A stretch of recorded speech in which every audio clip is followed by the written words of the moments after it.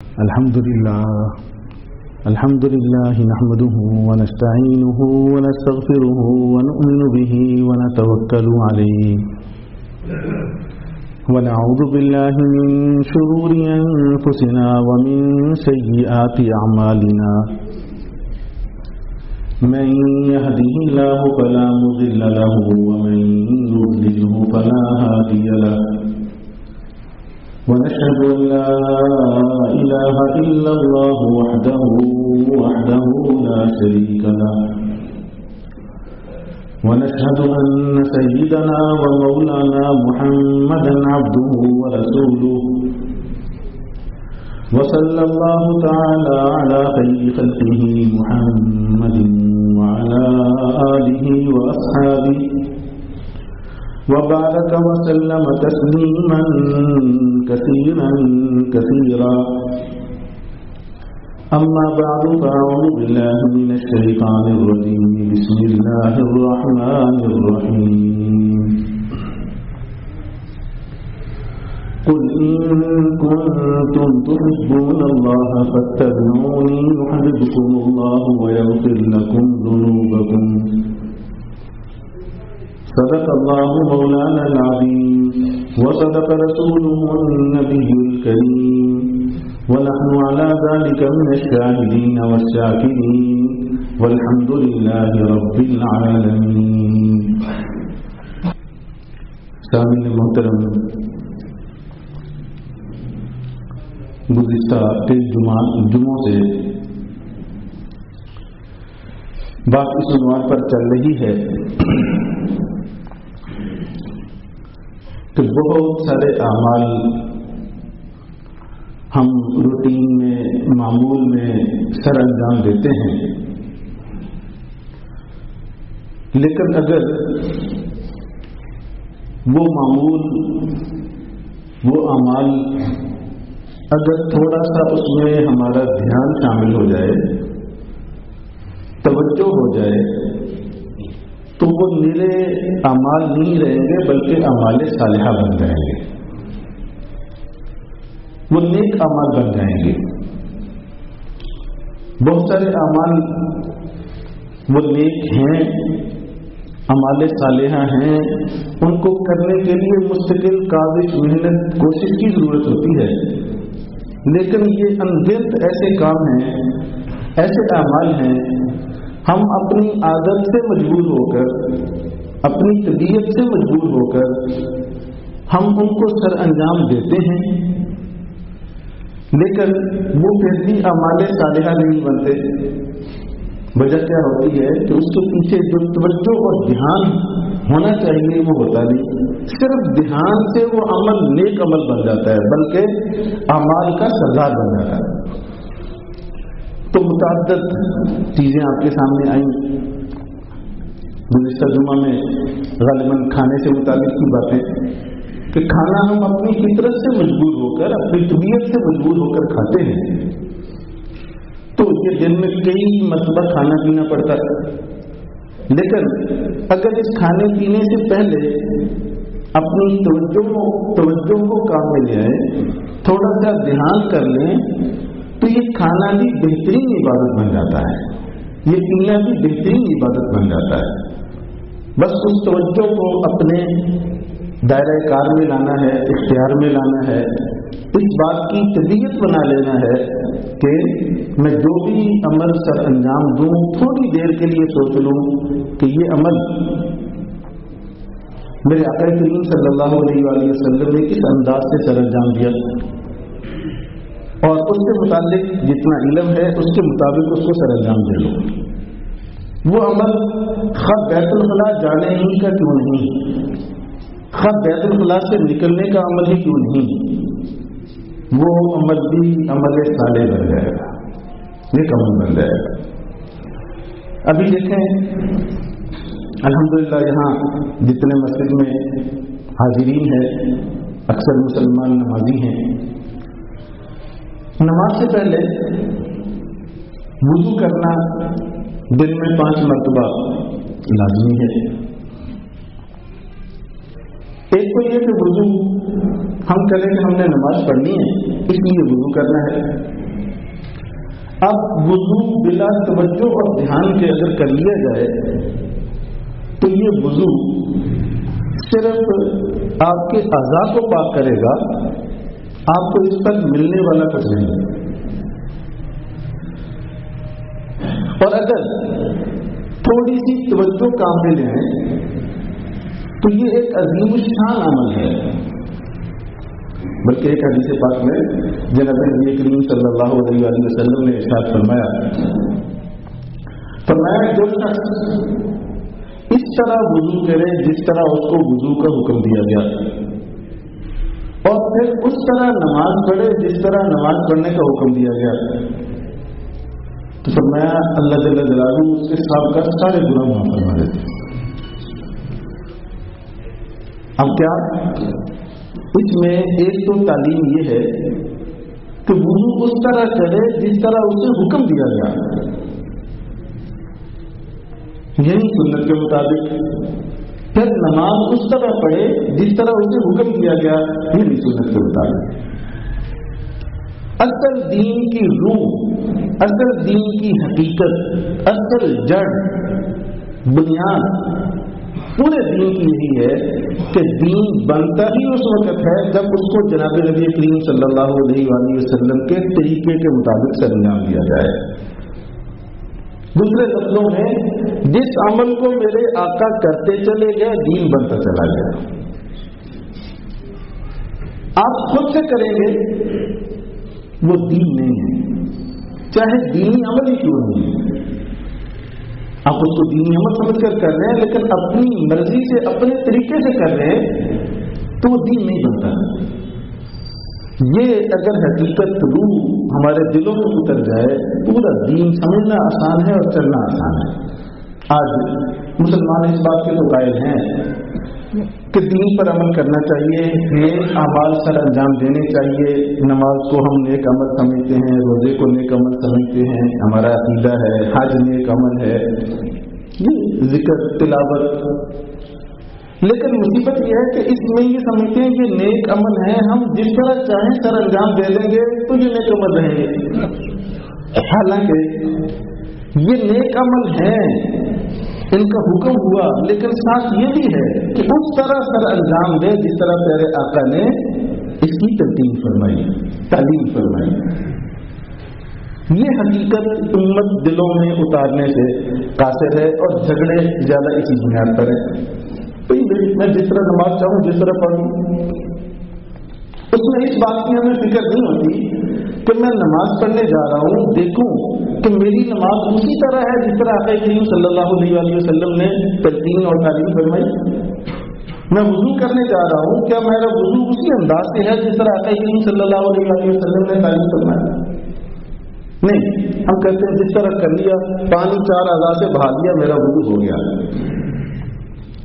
تو یاد رکھیں اس سے وضو آپ کے 4 اعضاء تو پاک ہوں گے لیکن آپ اجر سے معلوم ہوں گے. بلکہ ایک اور حدیث میں غالباً یہ کاشمیر کی حدیث ہے یا ترغیب کی حدیث ہے، آقا کریم صلی اللہ علیہ وسلم نے ارشاد فرمایا کہ جو آدمی وضو بسم اللہ پڑھ کے کرتا ہے، شروع کرتا ہے، تو فرمایا اس کے 4 اعضاء کے ساتھ ساتھ پورا بدن پاک ہو جاتا ہے. لیکن جو آدمی بسم اللہ چھوڑ کر وضو کرتا ہے، فرمایا اس کے صرف 4 اعضاء ہی پاک ہوتے ہیں، باقی بدن پاک نہیں ہوتا. کتنی بڑی فضیلت ہے ایک بسم اللہ پڑھنے پر. تو عرض کر رہا ہوں اس حدیث میں یہ حکم ہے اس طرح وضو کرے جس طرح اسے حکم دیا گیا، اور اس طرح نماز پڑھے جس طرح اس کو حکم دیا گیا. فرمایا اس کا نتیجہ یہ ہوگا کہ اس نماز کے آخر میں وہ تمام گناہوں سے پاک ہو چکا ہوگا. یہ حدیث پاک میں دلیل ہے. تو معلوم ہوا کہ یہ وضو بھی سیکھ کر کرنے کی چیز ہے، اس کو بھی سیکھنے کی ضرورت ہے، اس نماز کو بھی سیکھنے کی ضرورت ہے. لیکن آج نماز پڑھنے کی ضرورت محسوس کی جاتی ہے، سیکھنے کی نہیں. وضو کرنے کی ضرورت محسوس کی جاتی ہے مگر سیکھنے کی نہیں. عرض کیا کرتا ہوں یہ دین پڑھنے کا نہیں سیکھنے کا ہے، یہ دین صرف پڑھنے کا نہیں سیکھنے کا ہے، اس پر جو ملتا ہے سیکھنے پر ملتا ہے۔ جہاں جہاں ہے خیرکم من تعلم القرآن، جو قرآن سیکھے اور سیکھتا ایک انسان کسی دوسرے انسان سے۔ اور اس زمانے کی بڑی قیامت یہ ہے کہ اب جب سے سوشل میڈیا آیا ہم کہتے ہیں ہمارے پاس موبائل ہے، نیٹ گھر کے اندر لگا ہوا ہے، ہم خود دین پڑھ لیں گے۔ یہ پڑھنے کی چیزیں نہیں ہیں، سیکھنے کی چیزیں ہیں۔ پڑھنے کی چیزیں نہیں ہیں، سیکھنے کی چیزیں۔ صحابہ کرام عرب ہونے کے باوجود قرآن حضور سے سیکھتے تھے، قرآن حضور سے سیکھا ہے، پڑھا نہیں ہے سر۔ اگر اپنے سے کوئی کبھی پڑھتے پڑھتے تو کبھی غلطی صحابہ کرام سے بھی ہوئی، اور پھر حضور نے ان کو صحیح بات سمجھائی۔ اسی بنیاد پر قرآن کے ساتھ ساتھ حدیث بھی ضروری ہے کہ حدیث کی روشنی میں قرآن کو سمجھو، ورنہ ہر جگہ گمراہ ہوتے جاؤ گے۔ خود قرآن گمراہ کرنے کے لیے کافی ہے، کیونکہ خود قرآن کہتا ہے یہدی کثیروں ویضل به کثیرا، بہت سارے لوگوں کو قرآن گمراہ کرتا ہے اور بہت سارے لوگوں کو ہدایت دیتا ہے۔ خود سے سمجھنے کی کوشش کرو گے تو گمراہی میں چلے جاؤ گے، اگر سیکھو گے ہدایت ملے گی، نور ہے، روشنی ہے۔ تو فرمایا کہ اس وضو کو سیکھ کر اور وضو کو اس انداز سے کرے جس طرح حکم دیا گیا، اور نماز اس انداز سے پڑھے جیسے حکم دیا گیا، سال کا سارے گناہ معاف ہو جاتے ہیں۔ اب اس کے بعد اسی وضو سے متعلق اب دیکھیں، ویسے 4 اعضاء پاک ہوں گے، لیکن اگر اس وضو میں آپ آغاز میں سب سے پہلے آپ بسم اللہ پڑھ لیں، بسم اللہ کی آپ نے فضیلت سنی ہے، پورا بدن پاک ہوتا ہے اس کو۔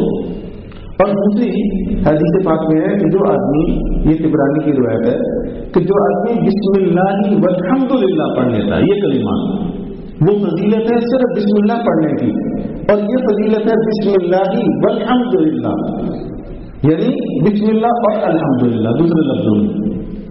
مشکل دعا نہیں ہے، کہتے دعا یاد نہیں آتی، بسم اللہ بھی آتی ہے، الحمدللہ بھی آتی ہے، درمیان میں واو لگا دو، بسم اللہ والحمدللہ۔ جو آدمی وضو شروع کرنے سے پہلے یہ کلمات کہہ دیتا ہے، آقا کریم صلی اللہ علیہ وسلم نے ارشاد فرمایا کہ اس کے جب تک اس کا وضو موجود ہے اس وقت تک کے لیے ایک فرشتہ مقرر ہو جاتا ہے جو اس کے نامہ اعمال میں مسلسل نیکیاں دیتا ہے، مسلسل اس کے نامہ اعمال میں نیکیاں لکھتا جا رہا ہے۔ کتنی بڑی فضیلت ہے۔ کئی انسان ایسے ہیں، عادت ہوتی ہے ہماری خود ہے، زور کا وضو کر لیں، سوئے نہ تو عشاء کی نماز بھی ساتھ پڑھتے ہیں، پڑھ سکتے ہیں، سو جائے تو الگ بات ہے، کبھی ضرورت محسوس نہیں ہوگی وضو کی عام حالات میں۔ اب اتنا لمبا اگر وضو ہے تو ایک فرشتہ تو لگا ہوا ہے، مسلسل نامہ اعمال میں نیکیاں نکلی۔ صبح کا وضو کیا، چلا 10 بجے تک، تو 10 بجے تک تو فرشتہ نیکیاں نکلنے میں مصروف ہے۔ زور کتنا لگا؟ صرف ہم نے وضو کے شروع میں بسم اللہ کی بجائے بسم اللہ والحمدللہ پڑھا۔ اب یہ وضو سیکھ کر ہم چلیں، اس طرح اس کے استحضار کے ساتھ چلیں، تو آپ دیکھیں گے کہ ہمارا وضو کی اتنی عظیم الشان عبادت ہے، اتنی عظیم الشان عبادت ہے کہ سب کچھ اسی میں انسان مانگ بھی لیتا ہے اور دلدلا بھی جاتا ہے۔ اب اس کے بعد ہم نے بسم اللہ پڑھ کر گٹوں تک ہاتھ دھونے ہیں 3 مرتبہ۔ حدیث پاک میں کہ جو آدمی اذان کی آواز سنے اور سن کر وہ وضو کے لیے کھڑا ہوا اور اس میں ہاتھ دھونے کے لیے پانی اپنے ان ہاتھوں پہ ڈالا، فرمایا پہلا قطرہ لگتے ہی اللہ اس کے سارے گناہ معاف فرما دے۔ وہ قطرہ ادھر آتا ہے اور ہاتھ گناہ دھل رہے ہیں، یہ میرے ہاتھ سے جراثیم نہیں، اندر گناہوں کے جراثیم بھی دھل رہے ہیں۔ اتنی عظیم شان عبادت ہے۔ آج ہمیں کہہ دیا نا کورونا سے متعلق دن میں ہر آدھے گھنٹے کے بعد صابن سے ہاتھ دھو، دھوئے تو دھوئے جا رہے، گھر پہ جو جا رہے ہیں کیوں؟ کورونا ہے، جراثیم لگ جاتے ہیں. تو جو گناہوں کے جراثیم ہر وقت لگتے ہیں، پیارے آقا نے فرمایا یہ 5 وقت اس استحضار کے ساتھ ہاتھ دھو لیا کرو، ہاتھوں کے سارے جراثیم ظاہری بھی باطنی بھی دھل جائیں گے. کتنی عظیم شان عبادت ہے. صرف اس کو سیکھا جائے، اس طرح وضو کیا جائے جس طرح آقا کریم صلی اللہ علیہ وسلم نے حکم دیا. اس کے بعد یہ 3 مرتبہ ہاتھ دھونے کے بعد ہم کلی کرتے ہیں. تو فرمایا جب یہ پانی لے کر منہ میں ڈالتا ہے، یہ بھی حدیث ہے غالباً مجمع الزوائد کی، فرمایا کہ منہ میں پانی ڈالتا ہے، کلی کرتا ہے، اس منہ کے ذریعے جتنے گناہ ہوئے ہوتے ہیں وہ سارے کے سارے دھل جاتے ہیں. یہ وضو ایسے نہیں ہے، یہ ظاہر باطن دونوں کو پاک کرنے کے لیے. اسی طرح ناک کے متعلق آیا، ناک میں پانی ڈالتے ہیں، ناک کے ذریعے جو آپ نے گناہ آپ کے ہوئے سرزد کسی غیر محرم سے خوشبو ناک کو لگی اور غلط سوچنا شروع کیا، ناک کے واسطے کے بھی بہت سارے گناہ ہیں. تو میں اللہ سارے کے سارے ان گناہوں کو معاف فرما دے. تو یہ وضو اتنی عظیم شان عبادت ہے، پورا مستقل یہ وضو، اس میں اور بھی بہت ساری چیزیں ہیں بالتفصیل. اگر وضو کا طریقہ چاہیے تو یہ ادھر بھی لگا ہوا ہے ہمارے وضو خانے میں، ہماری کتاب ہے چھوٹی سی، وضو اور غسل کا مصنوع طریقہ، اور اس کے فلیکسز بھی الحمدللہ اپنے شہر اور دوسرے شہروں میں بھی فلیکسز بن کے لگے ہیں. اسی ضرورت کے پیش نظر اس کو بنوایا تھا کہ کم از کم ہم وضو کرتے ہیں 5 وقت، یہ وضو نیک عمل بھی ہمارا بن جائے، ظاہری اور باطنی پاکیوں کا ذریعہ بن جائے، اور الحمدللہ کشمیر تک یہ جا کر لگے ہیں فلیکسز. اور اس میں یہ ساری باتیں ہیں جو میں عرض کر رہا ہوں. اس میں پھر اس وضو کے دوران اس لیے کہہ رہا ہوں کہ وہ سیکھنے کے لیے وہ رسالہ لے لیجیے گا، مل جائے گا آپ کو، جانے سے بھی مل جائے گا، ہمارے کسی ساتھی سے کہیں گے. لے کر اس میں ایک دعا دوران وضو جو آپ صلی اللہ علیہ وآلہ وسلم بکثرت پڑھتے تھے، وہ کیا؟ اللہم اغفر لی ذنبی ووسع لی فی داری وبارک لی فی رزقی. 3 جملے ہیں اس دعا کے، اور 3 جملے جس میں آپ اگر اس کی گہرائی میں جائیں سب کچھ مانگ لیا گیا. وہ 3 جملے اگر اس کی گہرائی میں جائیں، اس کا معنی اور مطلب سمجھیں تو آپ نے دنیا آخرت کی ہر خیر مانگ لی. اتنی جامع دعا ہے، اتنی گہرائی ہے اس کے معنی اور مطالب میں. کیا؟ اللہم اغفر لی ذنبی، پہلا جملہ یہ، اے اللہ میرے گناہوں کو معاف فرما دیجیے. دوران وضو آپ صلی اللہ علیہ وسلم ساتھ ساتھ یہ کام ہو رہے ہیں، ساتھ ساتھ یہ زبان پر دعا چل رہی ہے. اللہم اغفر لی ذنبی، اے اللہ میرے گناہ معاف فرما دیجیے. کون ہستی یہ دعا مانگ رہی ہے؟ جو ہستی ہر قسم کے گناہوں سے معصوم ہے، جن سے گناہ سرزد نہیں ہو سکتا. آقا کریم صلی اللہ علیہ وسلم کی ذات معصوم ہے، لیکن وہ ہستی یہ دوران وضو یہ دعا مانگ رہی، اللہم اغفر لی ذنبی، اے اللہ میرے گناہ معاف فرما دیجیے. تو مانگ تو وہ ہستی رہی ہے، تعلیم امت کو ہے کہ تم اس وقت کیا نماز کے لیے آئے ہو تو پہلا اس میں یہی سبق ہے کہ اپنے گناہوں کی طرف متوجہ ہو جاؤ. نیک عمل تو اسی لیے ہے کہ ہم گناہوں سے رکیں. تو فرمایا اللہم اغفر لی ذنبی، اے اللہ میرے گناہ معاف فرما دیجیے. اب آتے ہی یہ گناہوں کی معافی مانگ لی. اب دوسرا جملہ ووسع لی فی داری، اے اللہ میرے گھر میں وسعت پیدا فرما دیجیے، کشادگی پیدا فرما دیجیے. اب یہ اتنا گہرا جملہ ہے کہ گھر کی کشادگی اللہ کے حبیب صلی اللہ علیہ وآلہ وسلم اللہ سے مانگ لیں. گھر میں وسعت، گھر کی وسعت یہ نہیں کہ 5 مرلے سے 10 مرلے کا ہو جائے, 10 مرلے سے کنال کا ہو جائے, اور کنال سے 4 کنال کا ہو جائے. یہ گھر کی وسعت نہیں. کیا ووسع لی فی داری, اے اللہ میرے گھر میں کشادگی آ جائے. کشادگی یہ ہے کہ اس گھر کے رہنے والے, ان کے دلوں میں, سینوں میں کشادگی پیدا ہو جائے.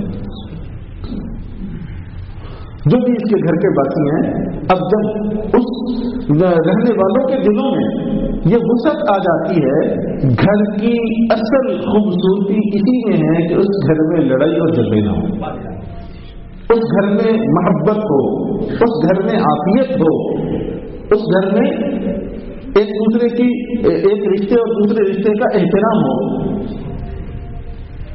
ساتھ ہی یہ مانگ لیا ووسع لی داری, اے اللہ میرے گھر میں وسعت پیدا فرما دیجیے. آپ نے دیکھا نا, 2 جہاں کے سردار کا گھر جہاں آرام فرما رہے ہیں, وہاں سے لے کر جب پیچھے صفا کی طرف آتے ہیں تو اس دوران کئی گھر تھے, اور جو صفا کے ساتھ حصہ ملا ہوا ہے یہ تو حضرت بی بی فاطمہ رضی اللہ تعالیٰ عنہ کا تھا, جو حضرت علی رضی اللہ تعالیٰ عنہ کو بنا کر دیا تھا. اب اس معاہدہ شریف کی طرف سے ادھر تک روزے کا کتنا فاصلہ ہے, اور اس میں تقریباً 4 سے 5 گھر تھے جناب نبی کریم صلی اللہ علیہ وسلم کے, جو ہماری امہات المومنین تھی. ایک ماں کے حصے میں کتنا آتا ہے, شاید 1 مرلہ بھی نہ بنتا ہو. اور اس نبی نے اللہ سے یہ مانگا ووسع لی فی داری, میرے گھر میں وسعت پیدا فرما دے. یہ کیسے ہو سکتا ہے اگر اس وسعت کا معنی یہی ہے کہ 1 کنال کا گھر دے دے؟ منع نہیں ہے, منع نہیں ہے, یہ نہیں بڑا گھر میں رہنا یا بنانا منع ہے, یہ نہیں عرض کر رہا ہوں. عرض کر رہا ہوں اصل گھر کیا ہے, اس گھر کے اندر وسعت ہو. وسعت کا مطلب ان سینوں کے اندر وسعتیں ہوں, وہاں باقی بیٹے اپنے باپ کے مقام کو جانتے ہوں, باپ اپنے بیٹوں کے حقوق جانتا ہو, ساس اپنی بہو کے حقوق جانتی ہو, اور ساس اپنے فرائض کو پہچانتی ہو. تو وہ گھر, اس کے اندر اصلاً وسعت ہے, حقیقتاً وسعت یہ ہے, اس گھر میں ٹینشن نہیں ہے, سارے ایک دوسرے کے ساتھ جڑے ہوئے, محبتیں. اور یہ جناب نبی کریم صلی اللہ علیہ وسلم کے 9 گھر جو یک وقت تھے, ان سب میں یہ والی وسعت موجود تھی. تو فرمایا اس وضو کے دوران یہ دعا مانگ لو. دوسری یہ دعا کثرت سے پڑھی جا رہی ہے, ووسع لی فی داری, اے اللہ میرے گھر میں وسعت پیدا فرما دیجیے. اب وسعت ایک تو دلوں کی وسعت ہے, اور پھر یہ ہے کہ جو ہماری ضرورت ہے اس سلسلے میں کسی کی احتیاطی نہ ہو, یہ بھی وسعت ہے کہ انسان کسی کا محتاج نہ بنتا ہو. اللہ اس کی ضروریات جیسے سامنے آتی ہیں پوری فرما رہے ہیں. سب سے بڑی وسعت یہ ہے. اور یہ بھی ساتھ ہی مانگ لیا کہ اللہ میرے گھر کے اندر اتنی وسعت ہو, کسی کا محتاج نہ بنو, اتنی وسعت ہو ہمارے گھر سے لڑائیاں ختم ہو جائیں. اب یہ وضو کے دوران مانگے. تیسرا جملہ ہے وہ بارک لی فی رزقی, اے اللہ میرے رزق میں برکت عطا فرما. ہو رہا ہے وضو, نماز کی طرف ابھی آنا ہے, اور اس وضو کے دوران بکثرت آقا کریم صلی اللہ علیہ وسلم یہ دعا مانگ رہے ہیں, میرے رزق میں برکت رکھ دیجیے. کثرت نہیں مانگی کہیں بھی اللہ کے نبی صلی اللہ علیہ وسلم نے, یہاں بھی اللہ بہت زیادہ رزق دینا نہیں, میرے رزق میں برکت ہو, تھوڑا ہو مگر کافی ہو, تھوڑا ہو مگر عافیت والا ہو, تھوڑا ہو مگر عزت والا ہو. دولت زیادہ لیکن ساری دنیا کی زبانوں پہ گالیاں. دیکھتے ہیں نا ہمارے سیاسی دولت مند کیا ہو رہا ہے ہر وقت. لیکن اور زیادہ ہو, انسان کے اپنے کام کا نہ ہو, گھر میں ہر چیز موجود, ہر چیز پر پابندی, یہ بھی نہیں کھا سکتے, یہ بھی نہیں کھا سکتے, یہ بھی نہیں کھا سکتے, جیسے میں نے عرض کیا تھا. تو یہ برکت نہیں ہے رزق کی. برکت یہ ہے کہ جو آپ کی ضرورت ہے اس کے مطابق پورا ہو جائے, اب محتاج نہ ہو. یہ بادشاہی کی زندگی ہے. گھر چھوٹا مگر اس کے اندر وسعت, رزق تھوڑا مگر اس کے اندر برکت.